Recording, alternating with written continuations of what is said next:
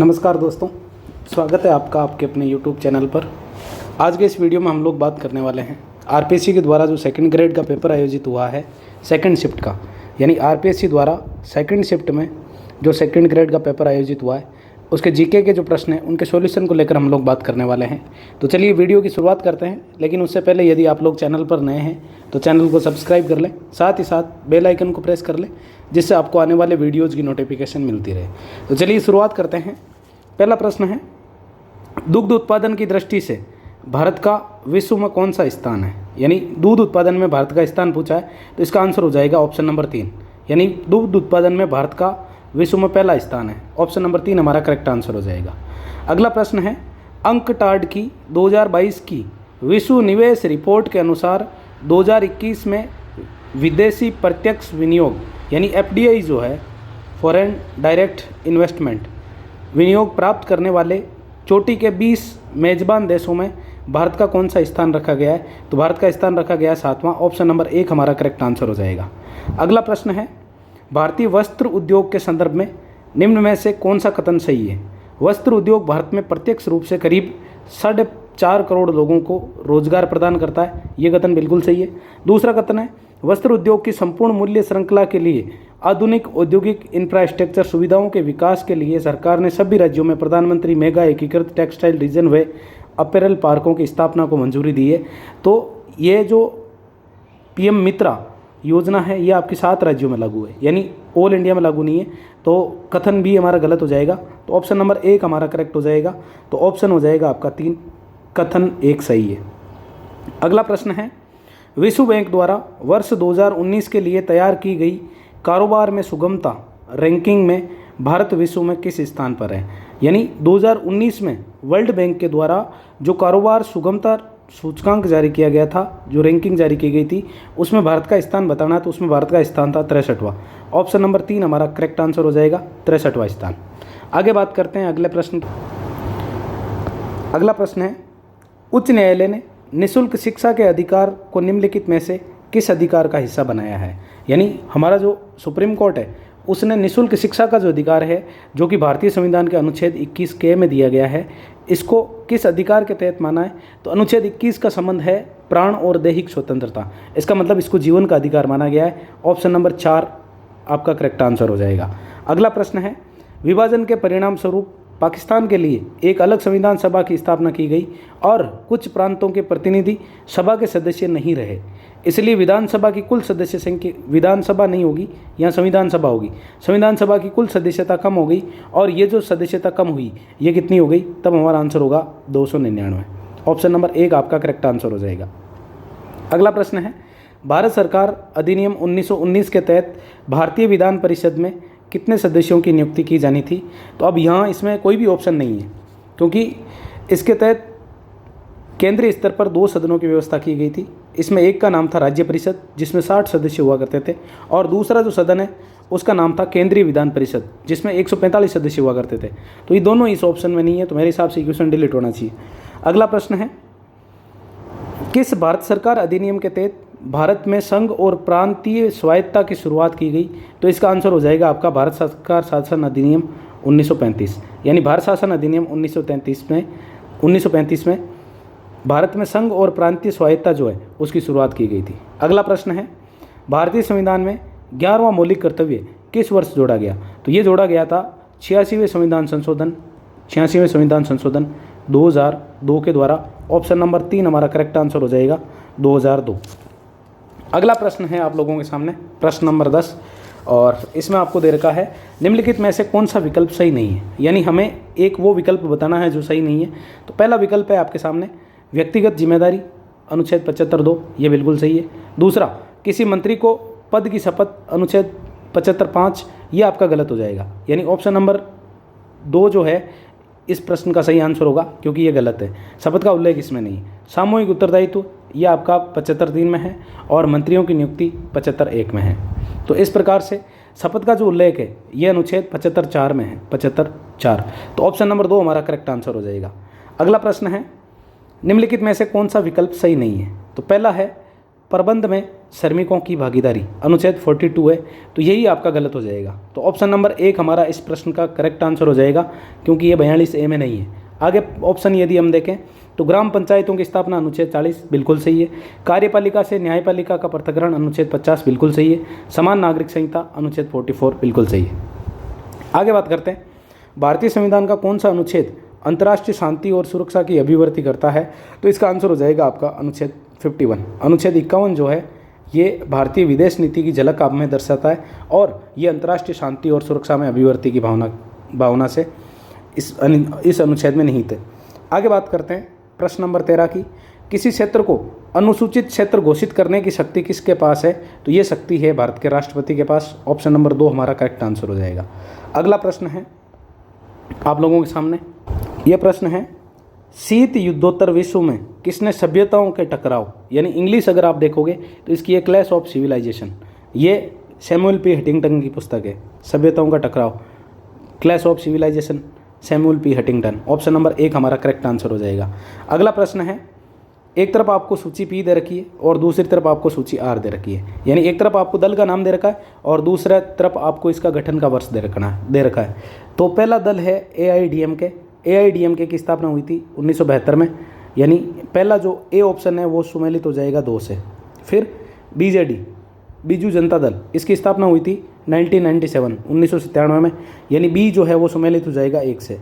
अब अगर आप 2 ऑप्शनों से देखोगे, पहले में 2 और ए में 2 और बी में 1, ए में 2 बी में 1, ये केवल और केवल एक ही ऑप्शन में, ऑप्शन नंबर 1। SP दल है, इसकी स्थापना हुई थी 1992 और INLD की स्थापना हुई थी 1999। तो इस प्रकार से यदि आपको ऊपर वाले 2 दलों के स्थापना के वर्ष याद है तो भी आप इस क्वेश्चन का आंसर आसानी से दे सकते हो। अगला प्रश्न है, स्वतंत्रता से पहले दिल्ली में एशियाई संबंध सम्मेलन कब प्रारंभ हुआ? यानी एशियाई संबंध सम्मेलन जो है वो कब प्रारंभ हुआ? तो वो हुआ था 23 मार्च 1947, यानी 23 मार्च 1947 से लगा के और 2 अप्रैल 1947 तक ये चला था। तो ऑप्शन नंबर बी हमारा करेक्ट आंसर हो जाएगा इस प्रश्न का। अगला प्रश्न है, विश्व मामलों की भारतीय परिषद की स्थापना किस वर्ष हुई? तो वो हुई थी 1943 में। ऑप्शन नंबर 4 हमारा करेक्ट आंसर हो जाएगा। अगला प्रश्न है आप लोगों के सामने, निम्नलिखित में से, ये तो आपका शिक्षा मनोविज्ञान का आ गया, आगे देखते हैं कौन सा है, ये IR से रिलेटेड है।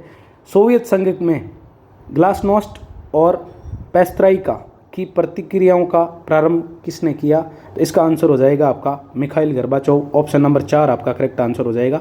इसका संबंध आपका शीत युद्ध में रूस से USSR से रिलेटेड है। अगला है, निम्नलिखित में से कौन सा विकल्प सही नहीं है? एक तरफ आपको दल का नाम दे रखा है और दूसरी तरफ उससे रिलेटेड दबाव समूह का नाम दे रखा है, यानी उससे रिलेटेड जो संघ है उसका नाम दे रखा है। तो भारतीय जनता पार्टी जो है इसका जो है HMS नहीं है। तो ऑप्शन नंबर 1 हमारा करेक्ट आंसर हो जाएगा। ऑल इंडिया फॉरवर्ड ब्लॉक का TUCC है, कम्युनिस्ट पार्टी ऑफ इंडिया का AITUC है, इंडियन नेशनल कांग्रेस का इंटेक है। तो इस प्रकार से ऑप्शन नंबर 1 जो है वो हमारा करेक्ट आंसर हो जाएगा। आगे बात करते हैं, ये आपके आगे साइकोलॉजी से रिलेटेड प्रश्न, जीके के प्रश्नों की यदि हम बात करें तो आगे आपको जीके का सीधा प्रश्न मिलेगा। प्रश्न नंबर 40 कहाँ गया? प्रश्न नंबर 35 यह है आपका प्रश्न नंबर 40। प्रश्न नंबर 40 है, वन विभाग की 2021-22 की प्रशासनिक रिपोर्ट के अनुसार राजस्थान का 31/3/2022 को कुल वन क्षेत्र कितना था?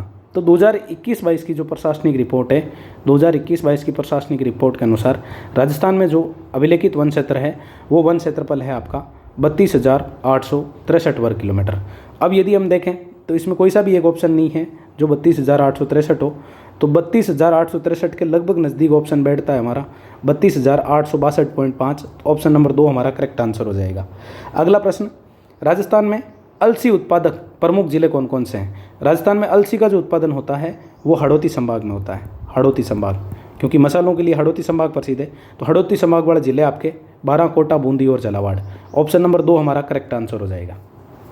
आगे बात करते हैं अगले प्रश्न की, और प्रश्न नंबर 42 है, निम्नलिखित कथनों पर विचार कीजिए एवं नीचे दिए गए कूट से सही उत्तर का चयन कीजिए। पहला है, अनुप्रस्थ बालू का स्तूप चूरू और झुंझुनू जिलों में मिलते हैं, बिल्कुल सही कथन है। दूसरा, अवरोधी बालू का स्तूप पुष्कर क्षेत्र में मिलते हैं, ये भी बिल्कुल सही। तीसरा, जोधपुर जिला बालू का स्तूप मुक्त जिला है, ये कथन गलत हो जाएगा, क्योंकि जोधपुर तो वो जिला है जिसमें सभी प्रकार के बालू का स्तूप पाए जाते हैं। सभी प्रकार के बालू का स्तूप कौन से ज़िले में पाए जाते हैं, तब हम लोग आंसर दे रहे होते हैं जोधपुर ज़िले में। इसका मतलब जिसमें सी आ रखा है उनको सबको कैंसिल करना है, तो ऑटोमेटिकली आपके 3 ऑप्शन कैंसिल हो जाएंगे और ऑप्शन नंबर 1 हमारा करेक्ट आंसर हो जाएगा कि अनुप्रस्थ बालू का स्तूप चूरू और झुंझुनू। अनुप्रस्थ बालू का स्तूप जिसको हम बरखान के नाम से भी जानते हैं, यानी बरखान जो है वो आपका किसका रूप है, तब हम लोग बोलते हैं अनुप्रस्थ का। और अवरोधी बालू का स्तूप कहाँ में पाए जाते हैं, ये पाए जाते हैं पुष्कर क्षेत्र में। आगे बात करते हैं मेवात एवं डांग क्षेत्र। मेवात यानी अलवर और भरतपुर, डांग क्षेत्र का मतलब मेवात का मतलब अलवर और भरतपुर, डांग क्षेत्र का मतलब करौली, धौलपुर और सवाई माधोपुर। ये कोपेन के अनुसार किस जलवायु प्रदेश का हिस्सा है, तो ये है आपका CWG का। ऑप्शन नंबर 2 आपका करेक्ट आंसर हो जाएगा कि कोपेन के अनुसार ये दोनों क्षेत्र किस में आते हैं, CWG में आते हैं। आगे, वह कौन सी नदी है जो अरावली के पश्चिमी ढलों से निकलकर सिरोही के कुछ क्षेत्रों में बहते हुए कच्छ की खाड़ी में लीन हो जाती है। अब देखो, इसमें यदि आप लोग चाहो तो सीधा ऑप्शन एलिमिनेट कर सकते हो, या सीधा यदि आपको याद हो पश्चिम बनास नदी जो है वो आपकी नया सनवाड़ा की जो पहाड़ियाँ हैं सिरोही से उद्गमित होती है और आगे जाकर गुजरात होते हुए कच्छ की खाड़ी में जाकर विलीन हो जाती है। साबरमती और माही नदी की यदि हम बात करें तो साबरमती और माही ये दोनों की दोनों जो नदियां हैं ये खंभात की खाड़ी में जाती हैं। खंभात की खाड़ी। अब आप लोग कमेंट बॉक्स में बताओ मोरैन किसकी सहायक नदी है। आगे बात करते हैं 2011 की जनगणना के अनुसार निम्नलिखित में से किन जिलों के समूह में सबसे कम जनसंख्या घनत्व अंकित है।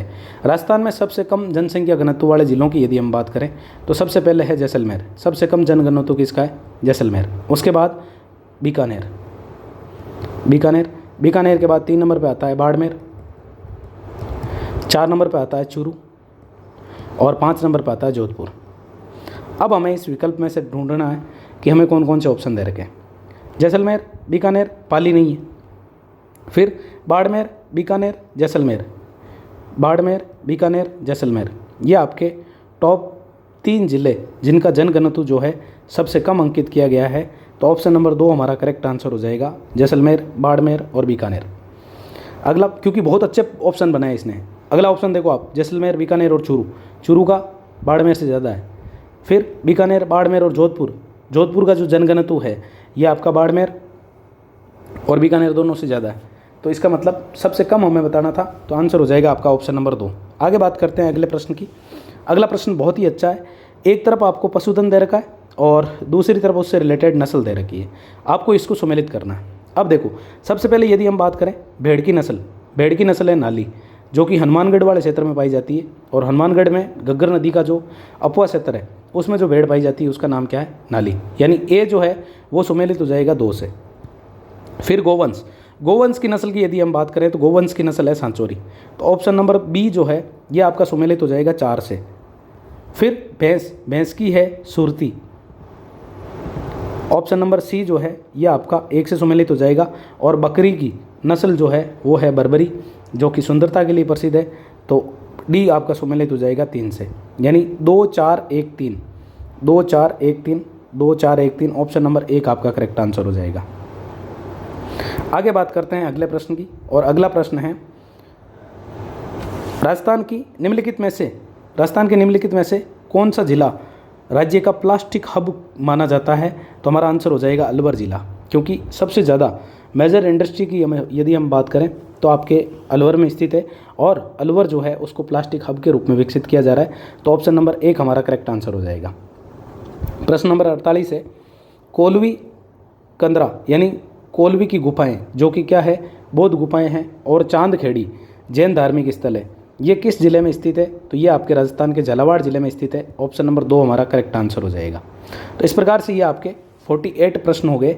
आगे बात करते हैं अगले प्रश्न की, और अगला प्रश्न है आप लोगों के सामने, पुरातत्वविद नीलरतन बनर्जी, कैलाशनाथ दीक्षित निम्नलिखित में से किस पुरातत्व स्थल के उत्खनन से संबंध रहे हैं। अब देखो, यदि हम बात करें तो दयाराम साहनी, नीलरतन बनर्जी और कैलाशनाथ दीक्षित। ये तीनों के तीनों आपके बेराट सभ्यता से रिलेटेड है। ऑप्शन नंबर 4 हमारा करेक्ट आंसर हो जाएगा। अगला प्रश्न, घटियाला शिलालेख का संबंध मंडोर शाखा के किस प्रतिहार शासक से है? तो ये हो जाएगा आपका कुकुक। ऑप्शन नंबर 3 हमारा करेक्ट आंसर हो जाएगा, ये कुकुक से रिलेटेड है। आगे बात करते हैं, अजमेर का पहला चौहान शासक जिसने अपने नाम पर सिक्के जारी किए थे, और ये शासक था अजयराज। ऑप्शन नंबर 3 हमारा करेक्ट आंसर हो जाएगा, अजयराज। आगे बात करते हैं, अलाउद्दीन खिलजी की निम्नलिखित राजपूत राज्यों की विजय का सही कालानुक्रम क्या है? अब देखो, चित्तौड़ विजय का यदि हम बात करें तो यह है 1303 की घटना। दूसरा, रणथंभौर विजय, यह आपकी 1301 की घटना। सिवाना की यदि हम बात करें तो यह है 1311 की घटना। और झालोर विजय की बात करें तो यह आपकी 1308 की घटना। सिवाना 1308, झालोर 1311। 1308 और झालोर है 1311। इस प्रकार से 2 1 4 3 यानी 2 1 4 3। अब ऑप्शन में देखते हैं, 2 1 3 4, ये भी नहीं होगा, 2 3 4 1, यानी कोई सा भी ऑप्शन ऐसा नहीं है जिसमें इसका क्रम जो है वो आपको सही दे रखा है। तो मेरे हिसाब से ये क्वेश्चन जो है वो आपका विवादित है। हो सकता है कि क्वेश्चन डिलीट कर दे आरपीएससी। अगला प्रश्न है, 2011 की जनगणना के अनुसार राजस्थान के कौन से जिलों में 75% से अधिक साक्षरता है? तो देखो, हम राजस्थान की सर्वाधिक साक्षरता जब देखते हैं तो हम देखते हैं कि राजस्थान में साक्षरता हो तो कैसी हो? कोटा और जयपुर जैसी हो। जयपुर जैसी, जे का मतलब झुंझुनू और सी का मतलब सीकर, यानी राजस्थान की साक्षरता कैसी हो? कोटा और जयपुर जैसी हो। तो कोटा, इसका मतलब पहले नंबर पे कोटा, दूसरे नंबर पे जयपुर, तीसरे नंबर पे झुंझुनू और चौथे नंबर पे सीकर। टॉप 2 ऑप्शन देखो, किस ऑप्शन में? टॉप 2 कोटा और जयपुर। कोटा और जयपुर ऑप्शन नंबर 4 में। ऑप्शन नंबर 4 आपका करेक्ट आंसर हो जाएगा। आगे बात करते हैं, निम्न में से किस सभ्यता को भारत में सभी ताम्रयुगीन सभ्यताओं की जननी, ताम्रयुगीन सभ्यताओं की जननी गणेश्वर सभ्यता को कहा जाता है? ताम्र संचयी संस्कृति या ताम्रयुगीन सभ्यताओं की जननी, दोनों के दोनों उपनाम किसके हैं? गणेश्वर सभ्यता के। आगे बात करते हैं, गिलुंड और भगवानपुरा किस सभ्यता से संबंधित है? तो गिलुंड और भगवानपुरा दोनों के दोनों आपके आहड़ संस्कृति से संबंधित है। ऑप्शन नंबर 3 हमारा करेक्ट आंसर हो जाएगा। अगले प्रश्न की यदि हम बात करें तो अगला प्रश्न है आपका, मेवाड़ प्रजामंडल की स्थापना वर्ष 1938 में की अध्यक्षता में की गई, यानी मेवाड़ प्रजामंडल की जो स्थापना है 1938 में किसकी अध्यक्षता में की गई? तो इसका आंसर हो जाएगा ऑप्शन नंबर 1 बलवंत सिंह मेहता।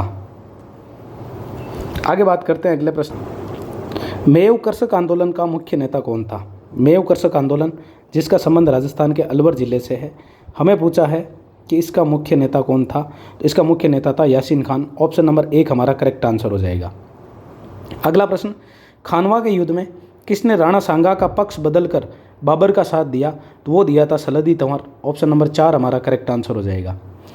आप सलदी तंवर के अलावा एक और अन्य शासक था जिसने सांगा का पक्ष बदलकर बाबर का साथ दिया था, कमेंट बॉक्स में उसका नाम पिन कीजिए। आगे बात करते हैं, निम्नलिखित में से किस ब्रिटिश अधिकारी ने तांत्या टोपे को फांसी देने के लिए ब्रिटिश सरकार की आलोचना की थी? तो वो व्यक्ति था captain CL showers. Option number 2 हमारा करेक्ट आंसर हो जाएगा। अगला प्रश्न है, हम भारतीय इतिहास में स्वतंत्रता सेनानियों के अनेक ऐसे उदाहरण मिलते हैं जिन्होंने भारत की स्वतंत्रता के लिए अपने पुत्रों का बलिदान कर दिया था, किंतु केसरी सिंह बारट का एकमात्र ऐसा उदाहरण है जिन्होंने अपने पुत्र के साथ साथ अपने दामाद को भी मातृभूमि की स्वतंत्रता प्राप्ति के लिए बलिदान करने के लिए भेज दिया।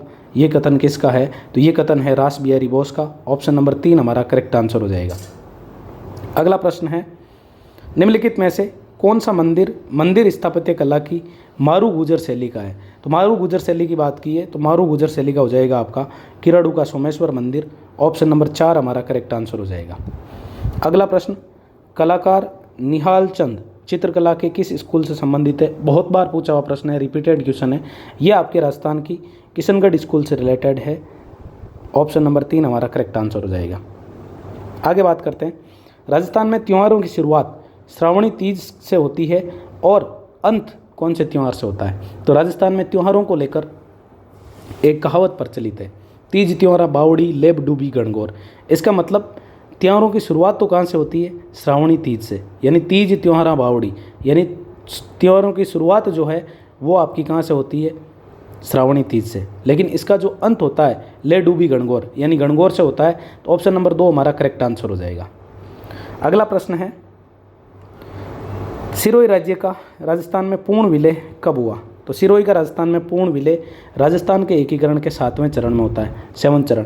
क्योंकि ये जो प्रश्न है ये बार बार पूछा जाता है, कई बार तो ये पूछ लेता है कि सिरोही का राजस्थान में विलय कितने चरणों में हुआ, तब हमारा आंसर होता है कि टोटल 2 चरणों में, यानी 6ठे और 7वें चरण में सिरोही को राजस्थान में विलय किया गया था। लेकिन यहाँ पूछा है कि पूर्ण विलय कब हुआ, तो पूर्ण विलय हुआ था 7वें चरण में, और 7वां चरण संपन्न हुआ था 1 नवंबर 1956 को। ऑप्शन नंबर 4 हमारा करेक्ट आंसर हो जाएगा। अगला प्रश्न, तिलवाड़ा का मेला निम्नलिखित में से किस लोक देवता की स्मृति में भरता है? तो ये राजस्थान का सबसे प्राचीन पशु मेला है जो कि मलिनाथ जी की स्मृति में भरता है। ऑप्शन नंबर 4 हमारा करेक्ट आंसर हो जाएगा। Option number 4। आगे बात करते हैं, बीकानेर के निकट समरातल को किसने अपना कर्म स्थल बनाया? तो इसका आंसर हो जाएगा जाम्बोजी। जाम्बोजी की कर्म भूमि जो थी वो समरातल थी। तो ऑप्शन नंबर 2 हमारा करेक्ट आंसर हो जाएगा जाम्बोजी। आगे बात करते हैं अगले प्रश्न की, और अगला प्रश्न है भारतीय कॉन्स्टिट्यूशन से रिलेटेड। किस संविधान संशोधन अधिनियम द्वारा राजस्थान में राज प्रमुख के पद को समाप्त कर दिया गया? तो ये संविधान संशोधन जो था वो था 7वां संविधान संशोधन। और 7वें संविधान संशोधन से रिलेटेड दोनों शिफ्टों में आप लोगों ने देखा होगा 3 प्रश्न पूछे गए हैं। एक तो आपसे पूछा गया था कि एक ही व्यक्ति को एक से अधिक राज्यों का राज्यपाल, एक तो स्टेटमेंटल प्रश्न पूछा गया था, और एक सीधा डायरेक्ट कॉन्स्टिट्यूशन अमेंडमेंट पूछा गया था पहली शिफ्ट में। तो उसका आंसर भी 7वां संविधान संशोधन था। तो ऑप्शन नंबर 1 हमारा इसका करेक्ट आंसर हो जाएगा। अगला प्रश्न है, राज्यपाल द्वारा प्रख्यापित अध्यादेश की मंजूरी आवश्यक है, यानी राज्यपाल ने अगर अध्यादेश जारी किया है तो उस पर किसकी मंजूरी आवश्यक है?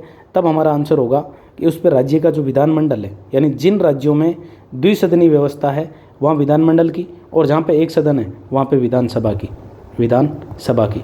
कॉन्स्टिट्यूशनल भाषा में यदि हम बात करें तो राज्यपाल ने यदि इम्पीचमेंट यानी अध्यादेश जारी किया है तो उस पर किसकी मंजूरी की आवश्यकता है? तो राज्य के विधानमंडल की। ऑप्शन नंबर 4 हो जाएगा।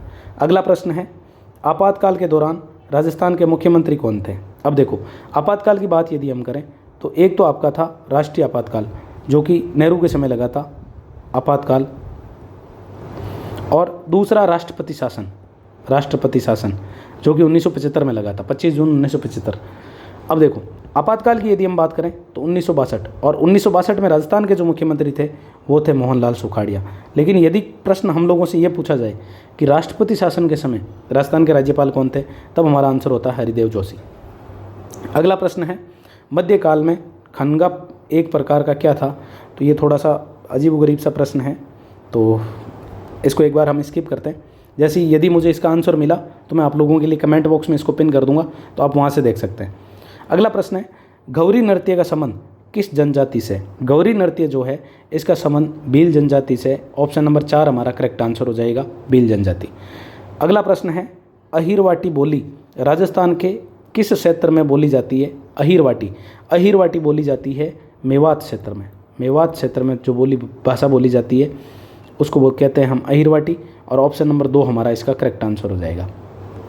अगला प्रश्न है, निम्नलिखित में से कौन राजस्थान के मुख्य सचिव थे जब भारतीय राष्ट्रीय कांग्रेस दिसंबर 2018 में सत्ता में आई? इसका मतलब वर्तमान जो कांग्रेस सरकार है, जब ये सरकार सत्ता में आई उस समय राजस्थान के मुख्य सचिव कौन थे? उस समय मुख्य सचिव थे डीबी गुप्ता, मतलब Devendra Bhushan Gupta. Option number B हमारा करेक्ट आंसर हो जाएगा, Shri Devendra Bhushan Gupta. Option number B. आगे बात करते हैं, राजस्थान लोक सेवा आयोग के बारे में निम्नलिखित में से कौन से कथन सही है? नीचे दिए गए कोट से सही उत्तर का चयन कीजिए। आपके सामने 3 कथन दे रखे हैं। राजस्थान लोक सेवा आयोग अध्यादेश 20 अगस्त 1949 को प्रभाव में आया, ये कथन बिल्कुल सही है। यानी आरपीएससी से रिलेटेड जो इम्पीचमेंट था वो 20 अगस्त 1949 को प्रभाव में आया था। राजस्थान लोक सेवा आयोग की स्थापना 22 दिसंबर 1949 को हुई, ये कथन भी बिल्कुल सही है क्योंकि राजस्थान लोक सेवा आयोग की स्थापना हुई थी 22 दिसंबर 1949 को। फिर जयपुर जोधपुर और बीकानेर में लोक सेवा आयोग यानी स्वतंत्रता से पूर्व राजस्थान की 3 ऐसी रियासतें जिनमें लोक सेवा आयोग था, तो उन रियासतों के नाम क्या क्या है? जयपुर, जोधपुर और बीकानेर में लोक सेवा आयोग 16 अगस्त 1949 को समाप्त कर दिया गया। यानी 16 अगस्त को जब ये अध्यादेश जारी किया गया, देखो एक होता है अध्यादेश का प्रभाव माना, एक होता है अध्यादेश जारी करना। अध्यादेश जारी किया गया था 16 अगस्त 1949 को, लेकिन ये प्रभाव में कब आया? 20 अगस्त 1949 को।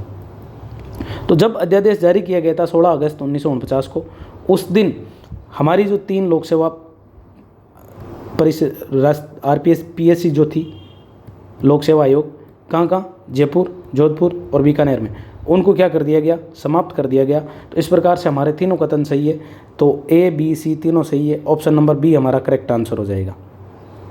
अगला प्रश्न है आप लोगों के सामने, ये बी ऑप्शन आपका इसका करेक्ट आंसर हो जाएगा। अगला प्रश्न है, निम्नलिखित में से कौन सा कथन राजस्थान मानवाधिकार आयोग के संबंध में गलत है? यानी हमें यहाँ से गलत कथन की पहचान करनी है। देखो मानवाधिकार आयोग के बारे में प्रश्न पहले पेपर में भी पूछा गया था और इस पेपर में फिर से पूछ लिया है। राज्य सरकार द्वारा आयोग के गठन की अधिसूचना 1999 में जारी की गई। ये कथन बिल्कुल सही है, क्योंकि राजस्थान ह्यूमन राइट कमीशन जो है, इसके गठन की जो अधिसूचना थी वो आपकी 1999 में जारी की गई थी। आयोग स्वायत्त संस्था नहीं है, ये कथन गलत हो जाएगा, क्योंकि राजस्थान का जो राज्य मानवाधिकार आयोग है ये ऑटोनोमस बॉडी है, तो ये आपका गलत हो जाएगा। ये एक स्वायत्त संस्था है। फिर ये आयोग राज्य में मार्च 2000 से क्रियाशील है, ये कथन बिल्कुल सही है। और वर्तमान में इसमें अध्यक्ष सहित कुल 3 सदस्य है, यानी एक अध्यक्ष प्लस 2 सदस्य अन्य हैं। इस प्रकार से कथन नंबर 3 भी हमारा करेक्ट हो जाएगा। ये वर्तमान की बात है, जब भी इसकी स्थापना हुई थी तब इसका स्ट्रक्चर हुआ करता था 1+4। वर्तमान में कितना है? 1+2। आप लोग कमेंट बॉक्स में बताइए कि कौन से वर्ष से ये जो आपका स्ट्रक्चर है इसको 1+2 किया गया। अगला प्रश्न है, राजस्थान विधानसभा के लिए पहले आम चुनाव में कांग्रेस के बाद जिस राजनीतिक दल को सर्वाधिक स्थान प्राप्त हुए वो कौन सा था? तो वो था आपका राम राज्य परिषद, RRP। ऑप्शन नंबर 2 हमारा इस प्रश्न का करेक्ट आंसर हो जाएगा। अगला प्रश्न है, हाल ही में किस राज्यसभा सदस्य को राजस्थान की राज्य स्तरीय जन अभियोग निराकरण समिति का सदस्य मनोनीत किया गया है? तो वो किया गया है नीरज डांगी को। ऑप्शन नंबर 1 हमारा करेक्ट आंसर हो जाएगा। अगला प्रश्न है, वर्ष 2023 में राजस्थान के मुख्यमंत्री ने राज्य के कितने शहरों में ग्रीन लंग्स विकसित करने की घोषणा की है? तो वो की है 13 जिलों में, 13 स्थानों पर। तो ऑप्शन हो जाएगा हमारा ऑप्शन नंबर 4, 13। अगला प्रश्न, पंचायती राज विभाग के अनुसार राजस्थान के प्रत्येक जिले में औसत कितनी ग्राम पंचायतें हैं? तो इसका आंसर हो जाएगा आपका 342। ऑप्शन नंबर 1 आपका करेक्ट आंसर हो जाएगा। और पंचायती राज की जो साइट है उसके जो मेन मुख्य पृष्ठ जो है उस पर ये संख्या दे रखी है आपकी सीधी सीधी। अगला प्रश्न है, 11वीं अनुसूची में सम्मिलित किए गए विषयों की संख्या कितनी है? तो उन विषयों की संख्या है आपकी 29। ऑप्शन नंबर 4 आपका करेक्ट आंसर हो जाएगा। 12वीं जो अनुसूची है उसमें 18 विषय है। अगला प्रश्न, राजस्थान में किन वर्षों में राष्ट्रपति शासन लागू किया गया? तो राजस्थान में राष्ट्रपति शासन सबसे पहले लागू हुआ था 1967 में। उसके बाद राष्ट्रपति शासन आपका लागू हुआ 1977 में, फिर 1980 में और लास्ट जो हुआ था 1992 में। तो 67, 77, 80 और 92। ऑप्शन नंबर 3 आपका करेक्ट आंसर हो जाएगा, ऑप्शन नंबर सी। अगला प्रश्न है, मुख्यमंत्री चिरंजीवी स्वास्थ्य बीमा योजना के संबंध में कौन सा कथन गलत है? यानी हमें गलत कथन बताना है। तो 1 मई 2022 से पहले राजस्थान स्वास्थ्य बीमा राशि 5 लाख रुपए थी, बिल्कुल सही कथन है। इस योजना में पात्र परिवारों को 1998 पैकेज उपलब्ध करवाए गए हैं, तो ये कथन आपका गलत हो जाएगा। इसमें 1576 पैकेज उपलब्ध करवाए गए हैं। ऑप्शन नंबर बी आपका गलत हो जाएगा। तो हमारा करेक्ट आंसर जो होगा ऑप्शन नंबर बी होगा। फिर इस योजना में 1 मई 2021 से शुरू किया गया, बिल्कुल सही कथन है। प्रत्येक परिवार को 25 लाख रुपए तक का स्वास्थ्य बीमा उपलब्ध करवाया जाता है, बिल्कुल सही है। अगला प्रश्न, मुख्यमंत्री कामधेनु पशु बीमा योजना 2023 के बारे में निम्नलिखित में से कौन सा कथन सही नहीं है? यानी हमें गलत कथन बताना है। तो इस योजना के तहत प्रत्येक पशु के बीमा की सीमा 40,000 रुपये। तो पहला कथन बिल्कुल सही है, 40,000 रुपये बीमा दिया जाता है। एक पशुपालक जिसकी वार्षिक आय 8 लाख रुपये से अधिक है उसे इस योजना के तहत प्रत्येक पशु के लिए अधिकतम 500 रुपये प्रति वर्ष प्रीमियम देना होगा। तो ये आपका बिल्कुल गलत कथन है। तो ऑप्शन नंबर बी हमारा करेक्ट आंसर हो जाएगा। तीसरा कथन है, इस योजना से 20 लाख से अधिक पशुपालकों को लाभ होने की अपेक्षा है। बिल्कुल सही है। राज्य के वर्ष 2023-24 के लिए बजट में इस योजना में व्यय करने के लिए 750 करोड़ रुपए का प्रावधान किया गया। ये भी बिल्कुल सही है। अगला प्रश्न, 26 जून 2023 को वाणिज्य भवन नई दिल्ली में आयोजित क्रेता विक्रेता गौरव सम्मान समारोह में केंद्र सरकार द्वारा राजस्थान के उद्योग एवं वाणिज्य विभाग को कौन सा पुरस्कार दिया गया? तो वो दिया गया जेम एक्सीलेंस। ऑप्शन नंबर 3 आपका करेक्ट आंसर हो जाएगा। अगला प्रश्न है, हाल ही में किस टीम को हराकर Rajasthan rebels team taekwondo premier league के पहले चैंपियन बने? तो वो बने थे दिल्ली वॉरियर्स को हमने हराया था और 2-1 से हराया था। तो ऑप्शन नंबर 3 हमारा करेक्ट आंसर हो जाएगा। अगला प्रश्न, 2023 में राजस्थान सरकार द्वारा आयोजित महंगाई राहत कैंप में कौन सी योजना सम्मिलित नहीं थी? तो पहला ही ऑप्शन आपका करेक्ट हो जाएगा। मुख्यमंत्री युवा संबल योजना जो है वो इसके अंतर्गत सम्मिलित नहीं थी। मुख्यमंत्री कामधेनु बीमा योजना सम्मिलित थी। मुख्यमंत्री गैस सिलेंडर गारंटी कार्ड योजना शामिल थी। मुख्यमंत्री निःशुल्क अन्नपूर्णा पैकेट योजना सम्मिलित थी। अगला प्रश्न, ओडिशा में आयोजित हुई 13वीं हॉकी इंडिया जूनियर महिला हॉकी प्रतियोगिता में भाग लेने वाली राजस्थान की महिला हॉकी टीम की कप्तान कौन थी? तो वो थी आपकी खुशी नागदा। ऑप्शन नंबर 4 आपका करेक्ट आंसर हो जाएगा, खुशी नागदा। अगला प्रश्न है, जून 2023 में जर्मनी में आयोजित iron man world championship Rajasthan की किस महिला खिलाड़ी ने 13 घंटे 47 मिनट में 3.8 किलोमीटर तैरकर 180.2 किलोमीटर साइकिल चलाकर और 42.2 किलोमीटर दौड़कर अपने उत्कृष्ट प्रदर्शन के साथ पूरी की? तो उस खिलाड़ी का नाम है शिवांगी सारडा। आप लोग कमेंट बॉक्स में बताइए कि शिवांगी सारडा जो है इनका संबंध राजस्थान के किस जिले से है। आगे बात करते हैं, विश्व ओजोन दिवस। विश्व ओजोन दिवस कब मनाया जाता है? तो ये मनाया जाता है 16 सितंबर को। ऑप्शन नंबर 4 आपका करेक्ट आंसर हो जाएगा। अगला प्रश्न, निम्नलिखित देशों का सही अवरोही क्रम यानी घटता हुआ क्रम बताना है उनकी कुल जनसंख्या अनुसार 2023 के अनुमान के अनुसार क्या है?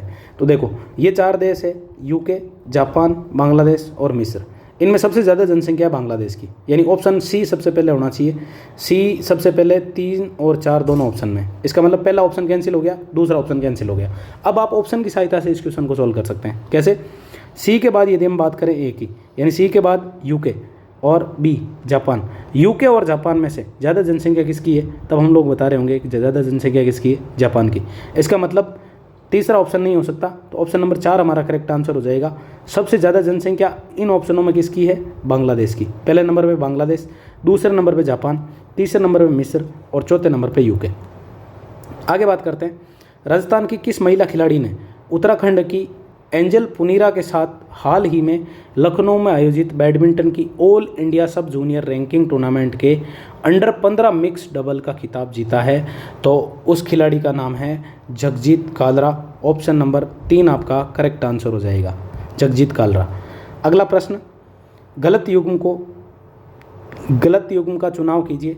सीमावर्ती सागर और महासागर का नाम दे रखा है। तो लाल जो है ये आपका हिंद महासागर का, ओखोटस्क अटलांटिका नहीं है। ऑप्शन नंबर 2 आपका करेक्ट आंसर हो जाएगा, ओखोटस्क ये अटलांटिका सीमावर्ती नहीं है। बेरिंग प्रशांत का है, बाल्टिक अटलांटिक का है। अगला प्रश्न है, निम्नलिखित में से किस क्षेत्र में अत्यंत शांत स्थिति बनी रहती है तथा पवन की क्षैतिज गति का अभाव रहता है? यानी हम बोलें इसको डोल्ड्रम बोल सकते हैं, डोल्ड्रम। और डोल्ड्रम जो होता है वो आपका विषुवत रेखा के पास होता है। तो 10 डिग्री उत्तरी अक्षांश से लगा के 10 डिग्री दक्षिणी अक्षांश के बीच। ऑप्शन नंबर 3 हमारा करेक्ट आंसर हो जाएगा। अगला प्रश्न, तेंदू, पलाश, बेल, खेर किसके सामान्य वृक्ष है?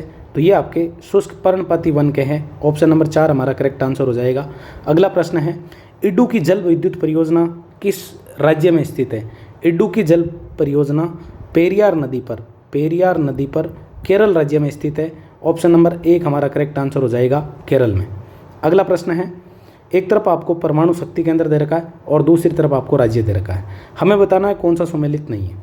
देखो काकरापार कहाँ पे है? गुजरात में। काकरापार गुजरात में, यानी ये महाराष्ट्र में नहीं है। तो ऑप्शन नंबर 1 हमारा असुमेलित हो जाएगा। ऑप्शन नंबर 1 इस प्रश्न का करेक्ट आंसर हो जाएगा। बाकी कल्पकम तमिलनाडु में, केगा कर्नाटक में और नरोरा यूपी में। अगला प्रश्न, भारत के लिए अप्रैल नवंबर 2022 के दौरान निम्नलिखित में से कौन से 3 देश शीर्ष निर्यात गंतव्य रहे? यानी भारत ने सबसे ज़्यादा एक्सपोर्ट कौन से देशों को किया? तो टॉप पे है यूएसए, दूसरे नंबर पे है यूएई संयुक्त अरब अमीरात, और तीसरे नंबर पे है चीन।